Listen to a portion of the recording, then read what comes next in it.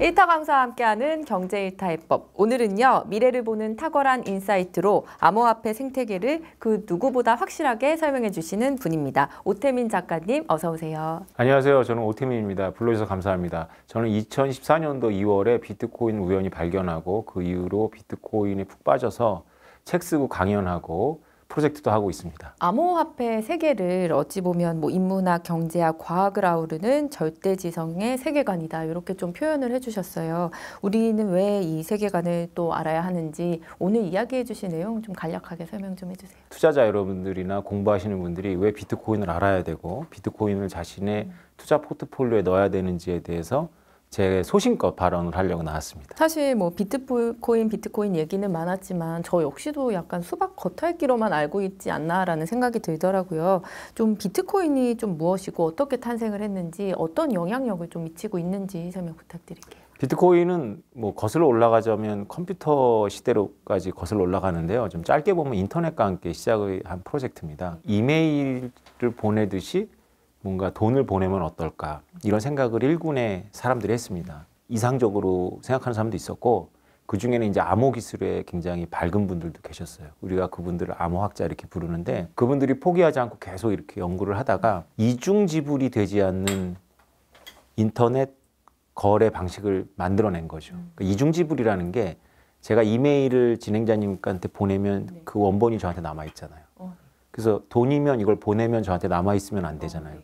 이메일인데 보내는데 저한테 없는 거, 이거를 만들어낸 거죠. 이게 비트코인입니다. 근데 이 비트코인이 이제 한창 좀 확 떴다가 조금 사그라들었다가 요즘에 조금 다시 좀 반등을 하려나 이런 조짐이 조금 보이는 것 같더라고요. 현재 이 생태계는 조금 어떤가요? 요새 생태계에 되게 활기를 띠고 있죠. 제가 요새 엄청 바쁜 것만 봐도 알 수 있습니다. 일단 가격이 안 좋으면 제가 한가합니다. 여의도에 이틀에 한 번씩 나오고 있거든요. 네. 이게 생태계가 활발하다는 뜻이고요. 지난 몇 개월 동안 계속 좋은 뉴스들이 쌓여 있었어요. 대표적인 거 몇 가지를 꼽아보면 비트코인 ETF라는 게 있는데 그 금융기업들이 대신 비트코인을 투자해주고 그 수익률을 나눠주는 구조거든요. 이거를 계속 미국 그 증권거래위원회가 거절을 해왔는데 증권거래위원회가 이것과 관련한 소송에서 졌어요. 법원에서 너희들 그 거절 사유가 너무 진부하고 설득력이 떨어져 이렇게 얘기를 했고요. 또 하나는 블랙락 아시죠? 세계 최대의 자산운용사의 레리 핑크 회장이 비트코인은 금융을 혁신할 수 있는 잠재력을 갖고 있다고 얘기를 하면서 비트코인 ETF를 신청했습니다. 그리고 이것보다 더 중요한 뉴스가 하나 있는데요. 지난 9월에 미국의 재무회계 기준위원회라는 게 있습니다. 쉽게 말하면 회계 장부를 기록하는 그런 기준을 정하는 곳인데요. 거기서 비트코인과 같은 암호화폐, 가상자산을 시가평가를 정당하게 하라라고 만장일치로 결정했습니다. 우리나라도 이게 무형자산 비슷하게 되어 있거든요. 이런 거는 생긴 게 다 다르고 가격 산정도 어렵고 그리고 시장이 활발한 것도 아니라서 원가주의를 채택하고 있습니다. 가격이 떨어지면 이제 각주를 달고 가격이 올라가면 반영 안 하거든요. 그래서 만약에 지금까지 기업에서 비트코인을 샀다면 가격이 올라가면 반영을 못하고 가격이 떨어지면 이제 각주를 달아서 CEO나 이사회가 망신을 당해야 됐거든요. 근데 이번에 이제 이렇게 바뀌었기 때문에 이제 CEO나 이사회가 절차만 밟으면 얼마든지 비트코인이나 가상자산을 자산의 항목으로 포함을 시킬 수 있는 길이 열린 거죠. 이런 뉴스들이 쭉 쌓이면서 지금 이렇게 올해만 벌써 2배가 넘었거든요. 상승폭이. 비트코인을 작가님께서 오리너구리라고 표현을 하셨다는데 그 이유가 좀 궁금해요. 오리너구리 되게 귀엽습니다. 네. 타지마니아에서 1700년대 말에 그 영국 선원들이 발견해가지고 영국에 보냈어요. 근데 이제 살아서 못 보내고 박제해서 보냈는데 영국의 이제 전문가들이 이거 뱃사람들이 장난한 거다. 인어 같은 거다. 이렇게 했어요. 왜 그러냐면 오리너구리는 포유류인데 알을 낳아요. 그러니까 알을 낳으면 안 된다고 생각한 거죠, 포유류는. 그래서 이 오리너구리는 철학에서 굉장히 중요한 명제입니다. 왜냐하면 알을 낳는 포유류라는 항목을 하나 만들어서 오리너구리를 포함시켜요. 한 2마리 동물이 더 있거든요, 여기에 포함되는. 그게 한 오리너구리를 발견하고 오리너구리를 어디다 넣을지를 정하는 데까지 80년이 걸립니다. 그전에도 오리너구리가 존재한다는 거는 인정을 했지만 학문적으로는 존재하면 안 되는 거예요, 얘는. 오리너구리를 통해서 우리가 알 수 있는 것은 우리가 그것이 있다 그래서 있고 없다 그래서 없는 게 아니잖아요. 비트코인이 그래요.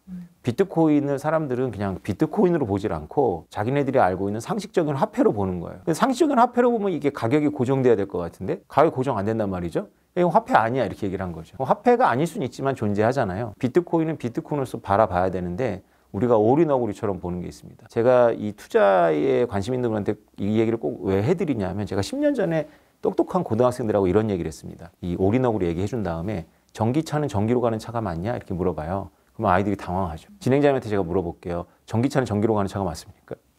맞잖아요, 그죠? 네. 근데 전기차를 전기로 가는 차라고 생각 안 할 거예요. 누구는?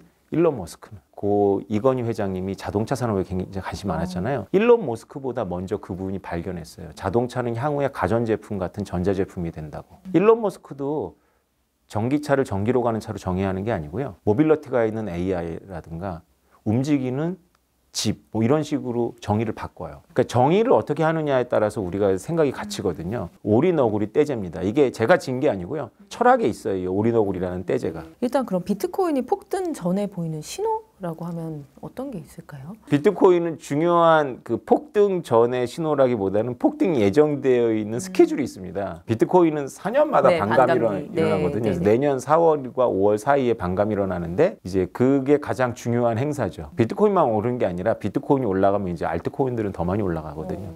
구체적으로 그럼 좀 수익이 어떻게 해서 날 수 있도록 하는 구조인가요, 비트코인은? 비트코인은 이제 기존의 유가증권이나 이런 뭐 주식이나 채권과 달라서 수익이 안 나죠. 비트코인에서는. 배당이나 이런 건 없습니다. 비트코인에.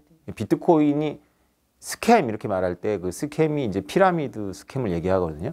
피라미드라는 그 사업 방식을 아시겠지만 새로 가입하는 사람들이 기존에 있는 사람들 먹여 살리잖아요. 비트코인이 약간 그런 모습이 있어요. 비트코인은 주식처럼 이렇게 배당을 주거나 이익을 가지고 수익을 나눠주는 게 아니고요. 뒤늦게 사는 진행자님이 이제 비트코인을 뒤늦게 사시면 저처럼 예전에 산 사람들이 이득을 보는 거죠. 네. 그러니까 부담리하잖아요, 이게. 불합리하기 때문에 사람들이 이 자산을 단지 이제 무시하는 것이 아니라 싫어하죠. 일단 좀 이제 또 깊이 있게 좀 들어가 볼게요. 일단 작가님 책에 보면 금융을 뭐 망가뜨리는 국가라는 이름이라는 이제 챕터가 있습니다. 국가가 금융을 망가뜨린다. 왜 그렇게 생각하시는지 먼저 설명해 주세요. 금융 그러면 우리가 은행 이런 거 생각나잖아요. 근데 최초의 금융은 그릇이죠, 그릇. 우리는 동물하고 달라서 배가 고플 때만 사냥하지 않고 배가 부를 때도 사냥하죠. 왜냐하면 우리는 지능이 있으니까 내가 곧 배고파진다는 걸 아는 거예요. 근데 사자는 안 그러거든요. 배부르면 그냥 얼룩말이 옆에 있어도 관심이 없어요. 왜냐하면 사자한테는 그릇이 없잖아요. 우리는 그릇을 만들어가지고 자기가 사냥을 못하거나 못 먹을 때를 대비하잖아요. 금융이라는 게 그런 겁니다. 그래서 내가 나중에 돈이 필요할 때를 위해서 지금 돈이 남을 때 저축을 하는데 이게 냉장고도 없었고 옛날에는 창고래 봐야 이게 1년, 2년 더 이상 보관을 못 하거든요. 근데 사람들의 시간이 이렇게 엇갈려요. 시간이 엇갈리는 걸 이용하면은 아주 오랫동안 보관할 수 있다는 걸 인간이 깨닫습니다. 이게 되게 영리해요. 그래서 우리가 가족을 생각해 보면 가족도 금융이거든요. 그러니까 우리가 이상적인 가족 그러면 할아버지, 아버지 세대, 자녀 세대가 있잖아요. 그러면 아버지 세대가 일해가지고 노인을 부양하고 자녀들을 키워요. 그럼 이 아버지 세대가 노인이 되면 자녀의 부양을 받고 이렇게 되는 거잖아요. 왜냐하면 우리는 소비는 꾸준하게 해야 되는데 생산은 어렸을 때 못하고 늙으면 못해요. 금융은 그러면 우리가 자산을 이렇게 공간적으로 재배치하면서 시간적으로 이렇게 4차원적으로 재배치하는 걸 하는 건데 그러려면 전제가 뭐냐면 사람들 간의 시간이 엇갈려야 돼요. 근데 금융에는 단점이 있어요. 뭐냐면 사람들이 같이 공포를 느끼거나 같이 탐욕을 부려요. 사람들의 시간이 엇갈려야 이게 정상적으로 분배가 되는데 시간으로 사람들이 동시에 패닉이 전파되거나 아니면 동시에 탐욕을 부리면 자산 가격이 한없이 올라갔다가 꺼지고 이러면서 같이 붕괴하거든요. 이때 누가 나서냐면 국가가 나서요. 국가가 나서가지고 놀래지 마, 내가 다 보증해 줄게 하면서 그 공포를 잠재우거나 아니면 막 사람들이 막 그 광기에 막 휩싸여 있으면 찬물을 쫙 끼얹거나 하죠. 근데 국가가 한 번만 개입을 하지를 못하는 거예요. 사람들의 시간이 엇갈리는 게 금융의 게임인데 국가가 한 번만 개입하고 위기 때 개입하고 개입을 안 해야 되는데 대중이 원해요. 국가가 개입하도록. 그래서 국가가 계속 개입을 하니까 사람들의 시간이 일체화가 되는 거예요. 같이 저축하거나 같이 소비하거나. 그래서 금융이 결국은 국가 때문에 기능을 못하죠. 대표적인 나라가 바로 이번에 대통령 선거를 치는 아르헨티나입니다. 아르헨티나는 저 문제가 페론 시대 때부터 시작됐는데 1950년대부터 시작된 문제입니다. 그래서 계속 돈을 찍어낸 거죠. 그래서 지금 아르헨티나의 기준금리가 100%가 넘어요. 일본은 기준금리가 지금 0이거든요.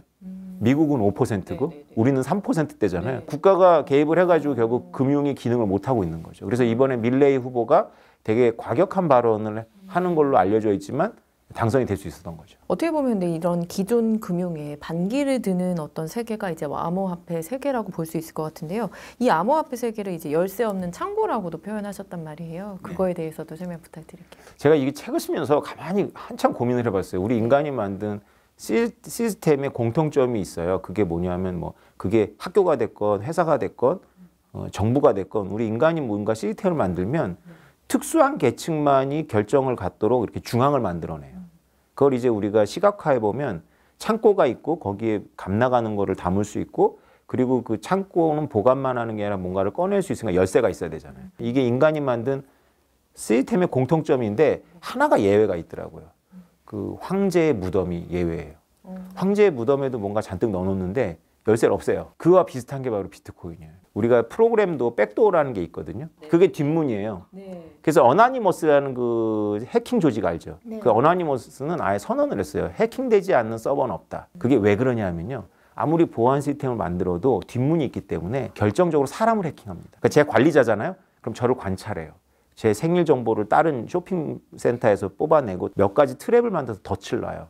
그러다가 결정적일 때 제 정보를 다 낚아채가지고 저인 행세를 해서 서버에 접근하는 겁니다. 뒷문이 있기 때문에 그 뒷문을 관리하는 엘리트들을 해킹하면 뒷문을 들어가는 거거든요. 이게 백도어예요, 백도어. 근데 비트코인은 프로그래밍이자 동시에 창고인데 백도어가 아예 없어요. 보안이 뭐 확실하다, 뭐 그렇게 인식하면 될까요? 그렇지. 보안이 확실하다고 할 게 없는 게 보안이라 할 게 없는 거예요. 백도어 자체가 없는 거니까. 그럼 이 현재 금융 시스템이 비트코인으로 뭐 대체되는 사례랄 게 있을까요? 일단 뭐 직관적으로는 엘살바도르 같은 나라는 이제 법정화폐 하나로 선택을 했죠. 그리고 이번에 이제 아르헨티나의 그 밀레이 당선자도 비트코인을 아마 법정화폐 하나로 선택할 가능성이 되게 높아요. 왜냐하면 이제 직관적으로 봤을 때 이게 지금 비트코인이 발전을 하게 되면 금융하고 많이 이제 융합되면서 대체를 할 텐데 이게 법정화폐로 되면 일단 그 인플레이션이 심한 나라에서는 화폐를 일정 정도 대체할 수 있을 거 아니에요. 그런 이제 현상들이 나타나고 있는 거죠. 그렇다면 금융의 탈중앙화가 왜 필요한지 좀 설명을 해주실 수 있을까요? 아까 국가가 이제 금융을 망친다는 거하고 비슷한 건데 진행자님은 요새 저기 그 이상한 전화 안 옵니까? 많이 오죠. 많이 오죠. 문자도 많이 오고. 그 왜 그런 것 같아요? 어딘가에 제 정보가 노출돼서. 10년 전에 그런 사건이 있었어요. 그 우리나라 금융기관이 다 털렸어요, 정보를. 가지고 앞에 나와서 막 국민한테 사과하고. 그러면 그 금융기관들의 문제이기도 하고 우리나라 국민들의 문제이기도 합니다. 우리나라가 이 인터넷이 폭발적으로 발전한 빠르게 발전한 나라 중에 하나인데요. 사람들이 아무 생각 없이 자기 정보를 전부 올렸어요. 그리고 금융기관에 다 주고 그걸 이제 돈 주고 다 빼돌린 거예요. 그래서 저희들의 정보들은 전부 지금 어느 조직에 다 있다라고 보시면 돼요. 그러니까 이름을 다 알잖아요. 그렇죠. 예, 그래서 우리가 지금 시달리고 있는 거거든요. 그럼 이게 금융기관이라는 기관의 도덕성의 문제냐? 도덕성의 문제가 있어요. 그런데 금융기관이 혼자만 관리하는 게 아니라 거기에 특권의 관리자들 다 고용하는데 그들의 도덕성을 다 검토한다는 게 힘들잖아요. 그래서 금융기관은 안 돼요. 왜냐하면 중앙이 있기 때문에 그런 문제 있어. 비트코인이 가지고 있는 철학은 아예 그런 중앙을 없애는 거야. 탈중앙화 해버리면 그렇게 정보가 하나로 안 모이잖아요. 애플을 사용하십니까? 갤럭시를 사용하십니까? 애플을요? 애플 세계에 들어가면 데이터가 나를 따라다닌다는 느낌 들지 않으세요? 그렇죠. 다 휴대폰을 바꿔도 금방 다운받고 다 원래 저장돼 있으니까. 왜 그런 것 같아요? 왜 클라우드로 제가 저장을 해서? 애플이 중앙화돼 있어서 그래요. 그래서 애플은 중앙화된 시스템이기 때문에 심지어는 지금 X로 바뀐 트위터마저도 퇴출을 하겠다고 선언했잖아요. 너 까불면 퇴출이야 이렇게 얘기를 했잖아요. 그러니까 우리 개인들은 애플이 완전히 지배하는 세상이 되면 애플에서 저를 딱 거부하면 저는 비행기도 못 타고 그럴 수 있잖아요. 그죠? 그러니까 편리한 거의 이면에는 이런 내가 중앙에 프라이버시를 내놓은 거거든요. 그래서 갤럭시를 써야 돼요. 갤럭시하고 구글은 오픈 시스템이에요. 그래서 내가 그 프로토콜을 맞으면 들어가는 대신에 중앙이 나를 배제할 가능성은 좀 떨어지죠. 배제하면 또 다른 길을 찾으면 돼요. 근데 아이러니하게도 말씀하신 것처럼 애플의 중앙화라고 얘기하셨지만 저희는 그런 애플의 중앙화 때문에 또 애플 그 생태계에 좀 갇히는 느낌도 들거든요. 그렇죠. 저희 자녀들도 전부 애플을 갖기를 원해요. 그럼 제가 이렇게 앉혀놓고 설명을 하면 고개를 끄덕이고 애플이 좋아하고 가요. 네, 아니 너무 맞는 얘기신데 생각해 보니까 아이러니하게도 저희는 다 그 중앙화를 원하고 들어가 있는 건가라는 생각이 갑자기 들어서. 스톤헨지라는 거 아시죠? 그 영국에 있는 웨일즈 지역에 있는 원기둥이거든요. 그게 뭐에 쓰는지 아무도 아직 몰라요. 어떤 제의가 이루어졌을 것 같은데 그걸 이렇게 보면 진행자님 말씀하신 거 아이디어를 얻을 수가 있어요. 이게 가운데가 있고 이렇게 동심원 구조거든요. 인간이 가장 편안함을 느끼는 구조예요. 우리는 중앙을 사랑해요. 우린 모두 중앙 발악이에요. 여성들은 좀 덜한데 남성들이 모이면 술 먹고 하는 얘기가 뭐겠어요? 여자 얘기거나 정치 얘기 하잖아요. 네. 네. 정치 얘기 왜 해요? 자기네들이 한다고 바뀌어요? 안 바뀌잖아요. 근데 중앙을 관심 있게. 자기 회사 옆 사람에게는 관심 없는데 이 저 먼 중앙에는 관심이 있는 거예요. 근데 이 암호화폐 시장이 이제 메타버스와도 연결이 된다고 하는데 어떻게 좀 연결이 되는지 설명해 주세요. 아, 메타버스는 이제 뭐 붐이 있거나 뭐 꺼지거나 했지만 최근에는 이제 막 이렇게 VR 쓰고 막 이런 걸로 메타버스 생각하시잖아요. 근데 메타버스는 이제 그 인간 세상을 반영한 평행한 어떤 그런 추상적 세계라고 우리가 정의를 내려볼 수가 있어요. 그러면 우리 인간이 태고 쪽부터 메타버스를 만들어 왔거든요. 호모사피엔스하고 경쟁 중이었던 네안데르탈린은 우리보다 근력도 세고 좋았대요. 그런데 학자들이 한 얘기를 들어보면 호모사피엔스가 그들을 멸종시켰거든요. 근데 호모사피엔스를 연구해보면 특이한 점이 있어요. 동굴에다가 자기가 사냥할 것들을 막 그림으로 남겨놔요. 네안데르탈린 이런 유적이 없대요. 그래요? 그러니까 그게 우리가 그냥 취미로 그림을 그린 게 아니라 이 옛날 사람들이 이렇게 그 깊은 동굴에 와서 정성껏 그림을 그렸을 때는 뭔가 추상적인 세계가 실제하는 것과 연결되어 있다는 그 믿음이 있는 거예요. 이게 발전하면 법전, 국가 이렇게 발전하기도 하고 종교로 발전하기도 합니다. 그래서 이 현실과 평행한 메타버스를 정의를 내리면 비트코인이 끝판왕이거든요, 메타버스에. 아무튼 이제 각설에서 이렇게 메타버스를 정의 내리면 메타버스 시대는 우리가 거부를 할 수가 없어요. 그 앞으로 다가오고 이 우리가 애플을 빼놓고 유튜브라든가 혹은 뭐 내 페이스북이란 이런 게 전부 연결이 돼요. 쉽게 말하면 우리가 리니지에서 게임을 하면 내 자산을 형성시키잖아요. 그래가지고 다른 플랫폼으로 옮기기가 어렵죠. 싸이월드로 못 옮기잖아요. 내가 이 가치물을. 그래서 생각해보면 디지털 세계는 고립이 되어 있고요. 현실은 연결이 되어 있어요. 이게 거꾸로 돼야 되거든요. 아직 발전할 영역이 있는 거예요. 이게 고등학생들이 그 입시를 위해서 이제 3년 동안 공부를 하면 그게 이제 어떤 플랫폼에 저장이 됩니다. 그게 저장이 되면 대학 갈 때 이거를 데이터를 딱 보내면 좋은데 종이로 뽑아요. 그 대학에 내요. 그럼 대학이 다시 입력합니다. 전산화해서. 그리고 대학에서 또 학점을 쭉 받아요. 그러면 그거를 종이로 뽑아요. 그러면 기업에 내요. 그럼 기업에서 그걸 입력하거든요. 이상하잖아요. 만약에 이게 전자가 연결되어 있다면 우리가 공항 갈 때 여권 두고 왔느냐 이런 걱정 안 해도 되잖아요. 어차피 구청에서도 디지털화되어 있어서 나를 준 거고 이게 그냥 공항으로 가면 되잖아요. 이게 애플 세계잖아요. 이게 한편으로는 중국 공산당이 꿈꾸는 세계입니다. 이게 왜 여태까지 안 됐냐면 기술이 없어서 안 된 게 아니라 권한 문제가 해결이 안 된 거예요. 애플이나 중국 공산당처럼 중앙이 권한을 다 갖고 있으면 우리가 그 종이를 안 뽑아도 돼요. 그냥 나의 정보를 중앙에서 다 들여다보면 되는 거거든요. 얘 출국시켜도 돼. 얘 여권이 있어. 이렇게 되는데 그걸 안 하려니까 이게 종이로 뽑잖아요. 근데 우리가 코로나 때 경험했잖아요. 그 세계를. 내가 동네 병원에 가서 백신 딱 맞으면 카톡 바로 와서 내가 맞은 백신 종류하고 일시 나오면 소름 돋지 않아요? 연결될 수 있어요. 중앙을 만들면 연결이 되는데 프라이버시 문제가 생기잖아요. 그러면 중앙을 만들지 않고 프라이버시를 보호하면서 연결할 방법이 없을까 생각할 수 있잖아요. 그게 블록체인이거든요. 블록체인이 두 가지를 옮기는 기술이에요. 하나가 신원하고 하나가 자산입니다. 그러니까 자산은 해결이 됐죠. 자산은 비트코인이 보여줬잖아요. 이게 어떤 플랫폼 다 옮겨 다녀요. 그럼 신원이 남는 거죠. 근데 이 신원도 비트코인이거나 비트코인과 관련된 기술로 옮기게 할 수가 있어요. 그게 스마트 콘트랙트로 보면 될까요? 스마트 콘트랙트의 기본이죠, 그게. 그래서 이 메타버스가 그 하나의 메타버스 생각하셔야 돼요. 지금 여러 회사들이 메타버스를 도전하지만 이 가상세계를 하나로 이걸 심리스니스라고 하는데 이음새 없다 뭐 이런 뜻이에요. 이게 심리스니스하게 연결되는 그 거대한 더 유니버스처럼 더를 붙여서 더 메타버스를 우리가 생각해 볼 수 있거든요. 그 더 메타버스가 가능한 지금 아직은 이론적인 이야기지만 가능한 기술이 바로 비트코인이 브레이크스루를 한 거예요. 돌파를 해버린 거예요. 아니면 우리 인간에게는 한 가지 가능성밖에 없어요. 애플 모형이거나 중국 공산당 모형. 제가 애플을 자꾸 이렇게 폄하해서 죄송합니다만 예, 그래도 애플을 쓰니까 사람들은. 방금 제가 안 그래도 스마트 콘트랙트 여쭤봤었는데 그 스마트 콘트랙트에 대해서도 좀 설명 부탁드릴게요. 스마트 콘트랙트는 이제 그 법원이나 금융기관의 도움 없이 계약이 자동으로 이행이 되는 겁니다. 두 남녀가 결혼이라는 계약을 한다고 보죠. 그러면 결혼이라는 계약을 해가지고 남편이 뭐 여성이 뭐 다른 남성이나 여성하고 뭐 호텔을 들어가면 이 결혼 계약을 해제해. 이런 계약을 맺을 수 있잖아요. 결혼 계약을. 그걸 이제 증빙을 할 수 있다는 전제에서 지금 현재의 세계에서는 이제 법원에나 도움을 받아야 돼요. 혹은 법원의 명령을 통해 갖고 내가 그 금융기관을 통해 갖고 우리 남편의 재산이나 우리 배우자의 재산을 압류할 수 있겠죠. 근데 이거를 법원이나 금융기관의 도움 없이 할 수 있어요. 비트코인이 있어서.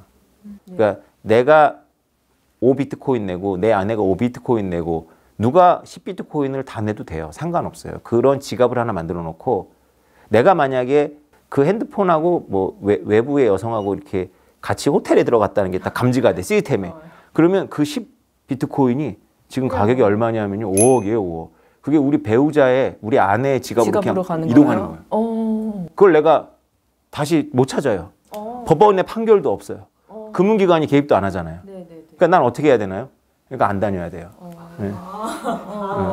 이게 되게 이상적이죠. 이걸 이제 계속 꿈꿔왔어요. 법원이나 금융기관의 도움 없이 계약을 완료시킬 수 있을까라는 꿈을 꿔오다가 이거에 관련한 기술의 첫 번째 돌파구는 금융기관이 터치하거나 금융기관의 허락을 받지 않아도 그 자체가 옮겨가는 거대한 자산이 있어야 되거든요. 그게 비트코인이잖아요. 그래서 돌파구가 열린 거예요. 아직도 이런 제가 말한 이런 결혼 계약을 하기까지는 가야 될 길이 되게 많이 남았어요. 네. 그럼에도 불구하고 가능성이 생긴 거죠. 이거 어디다 쓸 수 있을까요? 이게 놀라운 기술이에요. 자, 칠레의 와이너리에 내가 그 와인을 사고 싶어요. 그러면 그 포도 농장 주인은, 와이너리 주인은 돈이 필요해. 그래서 내가 돈을 미리 보내줘요. 이 사람은 그거를 쓰고 포도를 안 키울 수 있잖아. 나는 그게 걱정이야. 자기가 와인을 만들 내가 돈을 안 보낼 게 걱정이에요. 그래서 내가 비트코인을 보내주면 나는 못 찾고 그 사람은 못 찾아요. 그 대신 어떻게 되냐면 포도가 자라면 계약에 따라서 포도가 자라면 일부가 또 그 사람 지갑으로 옮겨져요. 그럼 자동으로? 그렇죠. 포도를 따가지고 와인에는 단계들이 있거든요. 여러 단계를 나눌 수 있는데 압축하면 포도, 으깬포도, 그다음에 그 발효포도, 그다음에 병이반 이렇게 4단계가 있다고 치자고요. 그러면 포도가 자라면 일부 떨어지고 이거 으깨면 또 일부 떨어지고 이걸 발효시키면 또 일부가 떨어지고 병입하면 일부가 떨어져요. 그렇게 해서 이제 와인이 이제 칠레에서부터 우리나라까지 이렇게 오잖아요. 그럼 내가 그거 기다릴 필요가 없어요. 그 토큰이 있잖아요. 그 토큰을 미리 팔아요. 그 토큰의 가격이 형성되겠죠. 그래서 오다가 적도를 지나요. 칠레에서부터 우리나라까지. 적도를 지나면 보통 와인 업자들은 이게 냉동 컨테이너에 넣었다라고 이렇게 써 있어요. 냉동 컨테이너에 넣은 건 맞을 거예요. 그 냉동 컨테이너가 작동했는지는 모르는 거죠. 근데 만약에 그 냉동 컨테이너 안에서는 센서가 있어요. 온도 센서가. 그래서 적도를 지나오는 동안 그래서 칠레에서 먹는 와인하고 우리나라에서 먹는 칠레 와인의 맛이 다른 게 한번 끓어요. 우리나라 올 때는. 배가 천천히 오잖아요. 한번 부르륵 끓는다고 하거든요. 그럼 맛이 변질돼요. 근데 냉동 컨테이너에서 온도가 우리가 설정해놓은 온도가 어떤 온도 이상 올라가면 제가 아는 거예요. 그럼 그게 시장에 반영돼서 그 이 토큰의 가치가 떨어지겠죠. 이런 무역 시스템이 금융하고 결정되기 때문에 결합하기 때문에 스마트 콘트랙이 결합하면 농부나 와인 업자의 업태가 바뀌어요. 잘 생각해 보면 내가 돼지도 이렇게 할 수가 있거든요. 그럼 지금까지 농부는 자기가 금융을 일으켜서 돼지를 키워서 돼지를 시장에 팔아야 되는데 이게 활성화되면 도시민들이 자기가 먹거리의 안전을 위해서 미리 사줘요. 그럼 내가 키우는 돼지는 내 게 아니라 누군가의 돼지인 거죠. 이게 스마트 콘트랙입니다. 재밌죠? 네, 되게 자세하게 이렇게 막 예시를 들어 설명해 주시니까 이제 이해가. 특히 저의 전공이거든요. 네네. 안 그래도 앞부분에서 얘기를 좀 해주셨는데 이제 블랙락이 비트코인 ETF 상품을 이제 증권 예탁 결제원에 이제 신청을 하면서 뭐 이제 연말에 승인이 날 거다 이런 소식들로 약간 비트코인 가격이 오르고 이랬단 말이에요.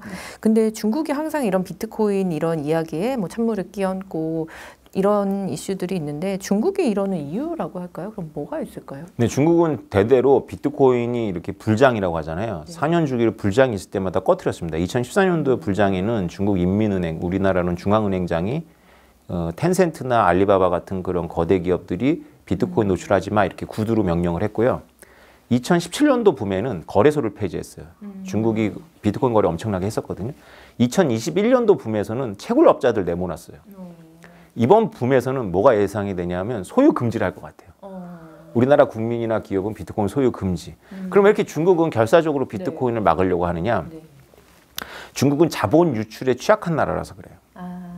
지금도 중국은 비트코인 아니어도 자본이 많이 유출되거든요. 네. 그래서 중국은 결사적으로 자본 유출을 막으려고 하죠. 그 대신 미국은 상대적으로 자본이 자유롭게 미국 안에 들어오거나 나가는 것에 대해서 이렇게 면역이 좀 많아요. 우리나라도 옛날에 면역이 없다가 바로 오픈하자마자 우리가 막 외국에 이제 자본 저리로다가 막 단기예금 겁도 없이 막 갖다 쓰다가 뻗은 게 그게 이제 외환위기거든요. 비트코인 가치를 가장 먼저 알아본 게 북한이다. 뭐 이런 얘기 있는데 이거 맞나요? 맞습니다. 네. 너무 서글프게도 북한의 엘리트들이 가치를 알아봤어요.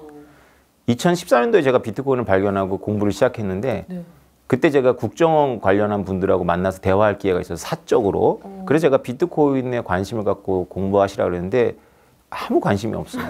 근데 제가 나중에 알았는데 북한은 38호실이 외화벌이 이런 걸 하는 데인가 봐요. 거기서는 이미 그 최고의 엘리트들을 뽑아다가 해커를 키우고 북한은 세계 최고의 해킹 그룹을 갖고 있습니다. 라자루스인가 뭐 하는 거를. 네. 전 세계 은행을 턴 적도 있어요. 동시에. 그래서 파봤더니 인도에 ATM 머신을 털었는데 아랍에서 요청을 한 거고 아랍의 뒤에는 북한의 해킹 그룹이 있었던 거예요. 이런 식으로 지능적으로 움직이는데 그들이 비트코인을 발견한 것 같아요.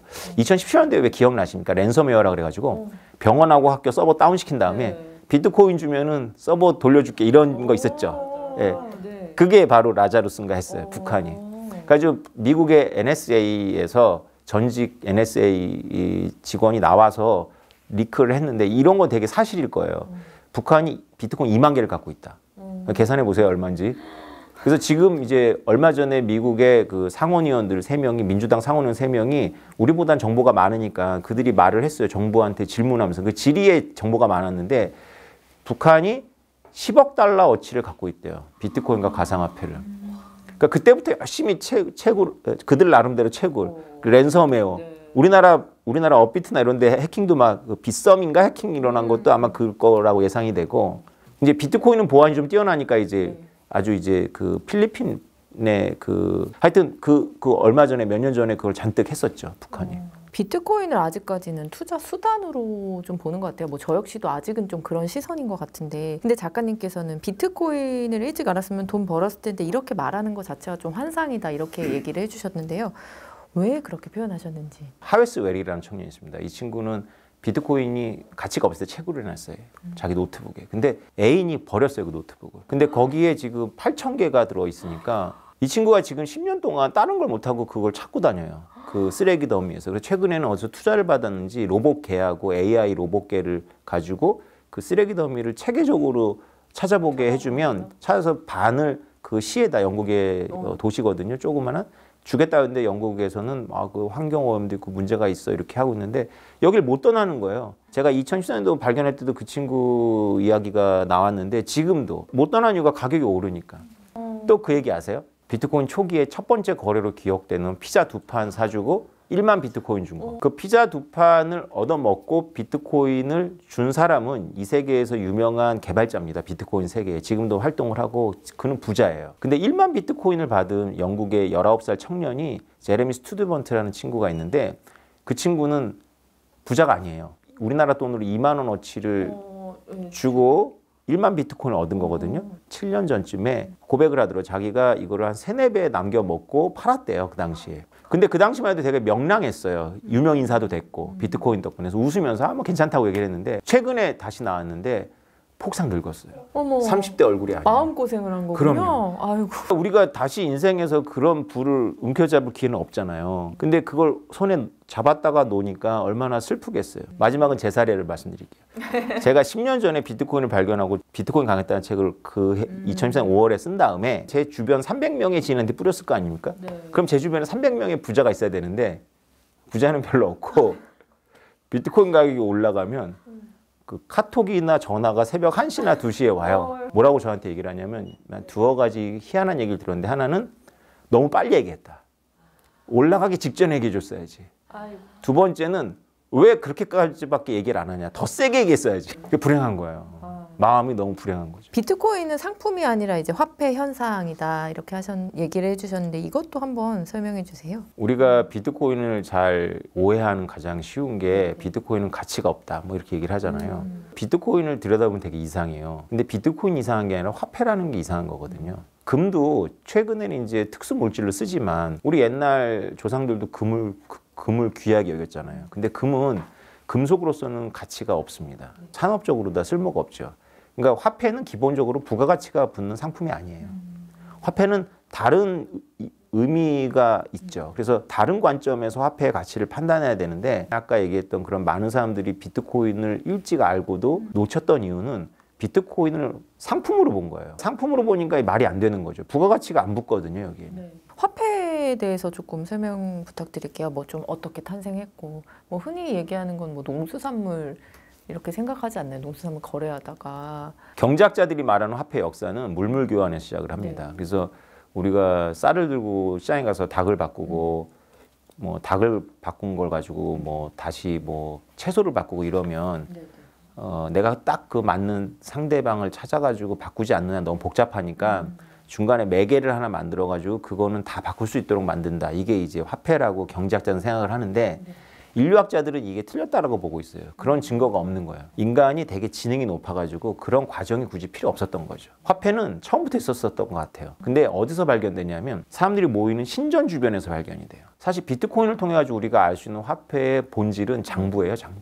우리 인간이 이제 문자를 언제부터 썼는지는 이제 정확하진 않지만 최초의 문자 기록들을 지금 우리가 발견해 보면 신을 찬양한 무슨 신화거나 아니면 자연을 찬양한 시가 아니고요. 회계 장부가 나와요. 그건 이제 사피엔스라는 책에 이제 기록이 되어 있는데 점토판에 누가 보리 얼마를 빚졌다 이렇게 되어 있어요. 그러니까 우리가 화폐라는 건 지금 우리가 이제 신사임당 5만 원권이 사실은 많은 내용이 퇴색됐지만 이건 사실은 한국은행의 빚이거든요. 원래 화폐는 빚이에요, 빚. 누군가의 빚을 가지고 이게 돌리면서 유통이 되는 거거든요. 빚일 수도 있고 채권일 수도 있는데 중요한 건 그게 아니라 누군가는 반드시 해결해야 될 어떤 걸 청산을 해야 될 어떤 증서거든요. 그래서 이걸 장부라고 보셔야 돼요. 근데 우리가 알고 있는 화폐하고 좀 거리가 멀잖아요. 우리는 물질의 화폐를 생각하잖아요. 근데 2000년대 이후에 태어나는 친구들은 이걸 너무 잘 이해해요. 강의를 해보면 저를 열렬하게 좋아하는 건 어른들이 아니라 중학생들이에요. 어떤 거부감도 없어요. 제가 아무리 생각해봐도 머리가 좋다기보다 아는 게 없어서 그런 것 같아요. 기존에 그쵸 틀이 박히지 않았으니까. 그렇죠. 그리고 이제 한 가지 더 가능성은 뭐냐면 얘네들이 진짜로 화폐를 안 쓰는 거예요. 엄카카드 쓰냐, 엄마 카드.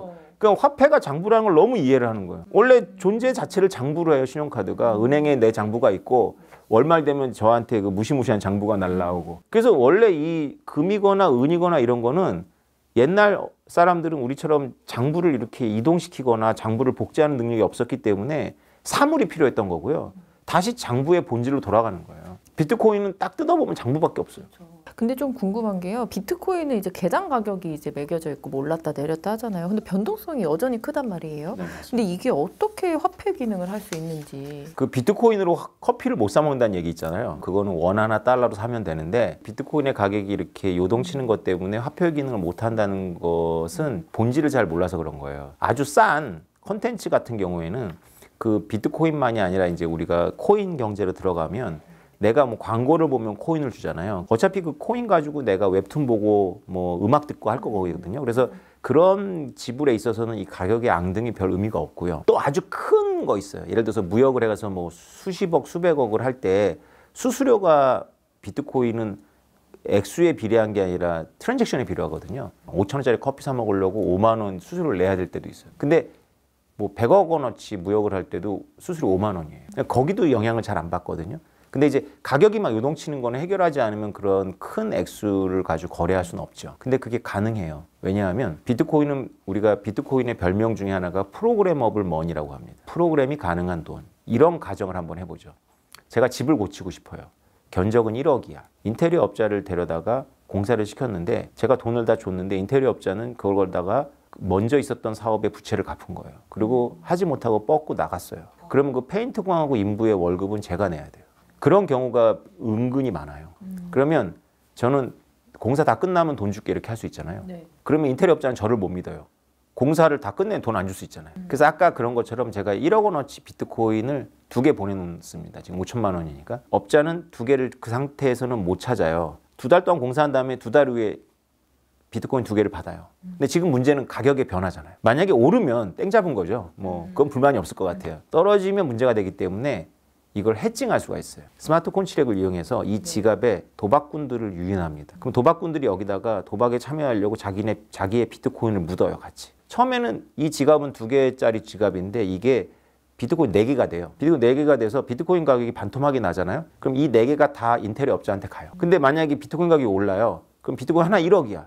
그러면 인테리어 업자한테 비트코인 하나만 가요. 나머지 하나는 2개의 비트코인을 묻은 도박업자한테 나눠서 가요. 저는 그냥 비트코인 2개 1억 원어치를 사서 넣으면 되는 거고 인테리어 업자도 2달 후에 비트코인으로 팔면 1억 받아요.